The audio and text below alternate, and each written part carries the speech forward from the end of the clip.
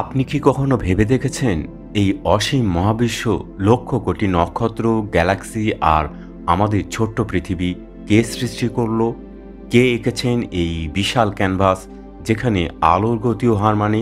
বিজ্ঞানীরা বলেন এই সব কিছু শুরু হয়েছিল ১৩৮০ কোটি বছর আগে একটি মহাবিস্ফোরণে, বিগ ব্যাং।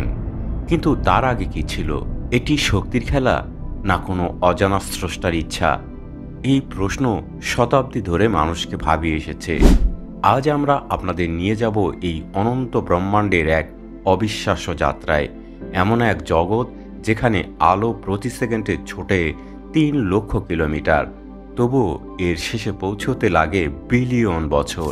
আমরা যে পৃথিবীতে দাঁড়িয়ে আছি তার চারপাশের এই মহাবিশ্ব এতটাই বিশাল, এতটাই দ্রুতগামী যে আমাদের কল্পনাও এর কাছে থেমে যায়। আমরা যখন সকালে জানালা খুলে সূর্যের আলো দেখি, মনে হয় এটি আমাদের কাছেই, কিন্তু এই আলো মাত্র ১৩ মিনিটে মঙ্গল গ্রহ ছুঁয়ে যায়, আর আমাদের সৌরজগতের সীমানায় ১.৫ বছর। এবার ভাবুন, এই ছোট্ট সৌরজগৎ মিল্কিওয়ে গ্যালাক্সির একটি কণা, আর মিল্কিওয়ে মহাবিশ্বের একটি ধূলিকণা। তাহলে চলুন এই ভিডিওতে আমরা খুলে দেখি মহাবিশ্বের দরজা।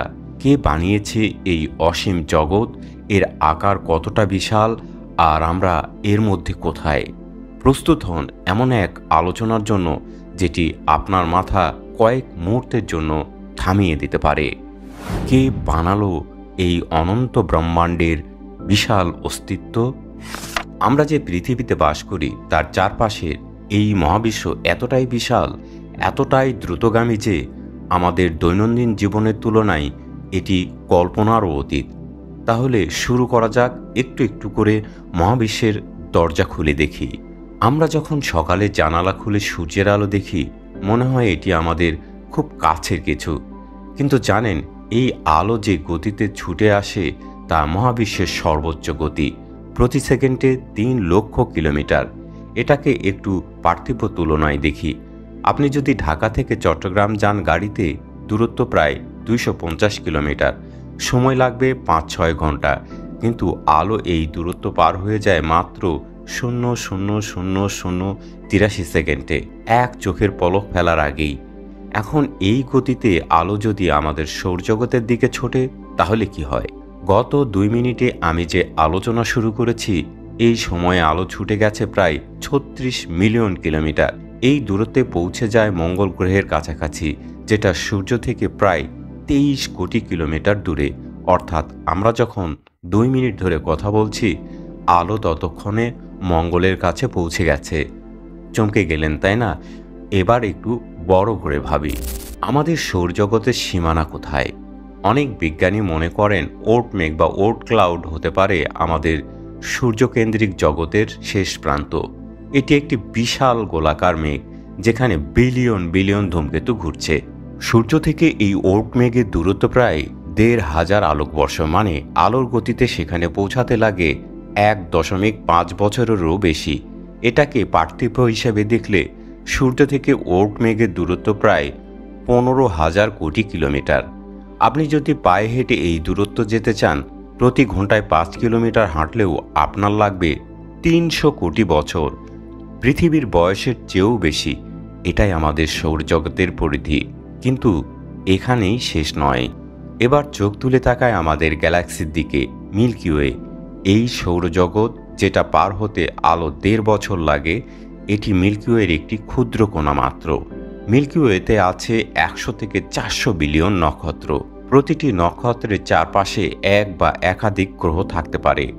এই গ্যালাক্সির ব্যাস ১ লক্ষ থেকে ১,৫০,০০০ আলোকবর্ষ, মানে আলো যদি মিল্কিওয়ের এক প্রান্ত থেকে আর এক প্রান্তে যায়, তাহলেও লাগবে ১ লক্ষ বছরেরও বেশি সময়। আর এই বিশাল গ্যালাক্সিতে আছে নেবুলা, ব্ল্যাক হোল, গ্যাসের মেঘ আর আমাদের মতো ট্রিলিয়ন সৌরজগৎ, যারা সবাই একটি সর্পিল গতিতে ঘুরছে। আমাদের সৌরজগৎ এর মধ্যে ওরিয়ন আর্মে, গ্যালাক্সির কেন্দ্র থেকে ২৭,০০০ আলোকবর্ষ দূরে। এই কেন্দ্রে আছে একটি সুপার ম্যাসিভ ব্ল্যাক হোল, যার ভর আমাদের সূর্যের চেয়ে ৪০ লক্ষ গুণ বেশি। এবার আরেকটু এগোই, মিল্কিওয়ের পাশে আছে অ্যান্ড্রোমেডা গ্যালাক্সি, আমাদের নিকটতম প্রতিবেশী। এটি মিল্কিওয়ে থেকে 2.5 মিলিয়ন আলোকবর্ষ দূরে। অ্যান্ড্রোমেডায় আছে প্রায় 1 ট্রিলিয়ন নক্ষত্র, মিল্কিওয়ের তুলনায় দ্বিগুণেরও বেশি। এর ব্যাস 2,20,000 আলোকবর্ষ। আলোর গতিতে এর এক প্রান্ত থেকে আর এক প্রান্তে যেতে লাগবে 2,20,000 বছর। আর এই দুই গ্যালাক্সি একে অপরের দিকে ছুটে আসছে প্রতি সেকেন্ডে 110 কিলোমিটার গতিতে। প্রায় 450 কোটি বছর পর এরা একে অপরের সাথে মিলিত হবে। এটি মহাজাগতিক নাচের মতো। এখানেই শেষ নয়, এই গ্যালাক্সিগুলো আবার দল বেঁধে ঘুরছে, যাকে বলে গ্যালাক্সি ক্লাস্টার। আমাদের মিল্কিওয়ে আর অ্যান্ড্রোমেডা একটি ক্লাস্টারের অংশ, যার নাম লোকাল গ্রুপ। এই গ্রুপে আছে 54টির মতো গ্যালাক্সি। আর এমন ক্লাস্টার মহাবিশ্বে বিলিয়ন বিলিয়ন। একটি ক্লাস্টারের আকার হতে পারে কয়েক মিলিয়ন আলোকবর্ষ। আলোর গতিতেও এটি পার হতে লাগে লক্ষ লক্ষ বছর। এখন চিন্তা করুন, এই ক্লাস্টারগুলো আবার একত্রে তৈরি করেছে সুপার ক্লাস্টার। আমাদের লোকাল গ্রুপ ভার্গো সুপার ক্লাস্টারের অংশ, যার ব্যাস 110 বিলিয়ন আলোকবর্ষ। আর এমন সুপার ক্লাস্টার দৃশ্যমান মহাবিশ্বে বিলিয়ন বিলিয়ন।